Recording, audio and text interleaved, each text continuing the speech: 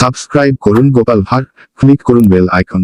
আপনার একটি সাবস্ক্রাইব আমাদের আশার আলো। গোপালের গরুর দাম। একবার গোপালের প্রতিবেশী এক ধনী কৃষক একটি নতুন গরু কিনল। গরুটি এতই দামি যে সে গোপালের সামনে এসে বড়াই শুরু করলো।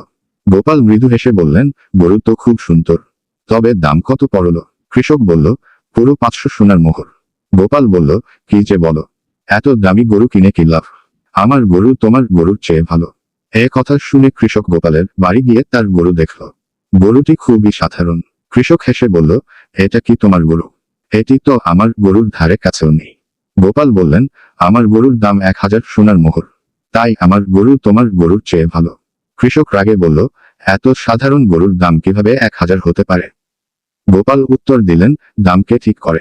আমি যদি বলি আমার গরুর দাম 1000, তবে সেটাই ঠিক, ঠিক যেমন তুমি তোমার গরুর দাম 500 বলেছ। কৃষক লজ্জা পেয়ে চলে গেল। এরপর থেকে সে আর গরুর দাম নিয়ে অহংকার করেনি। এক পণ্ডিতের মাথায় তিলকের ঘটা দেখে গোপাল খুব আমোদ পেয়ে জিজ্ঞেস করছে, ওহে পণ্ডিত মশাই, কপালে এত সব কি এঁকেছো? আগে ফোঁটা কুটুচি। আগে ফোঁটা কুটুচি না কাগে হাগুচি?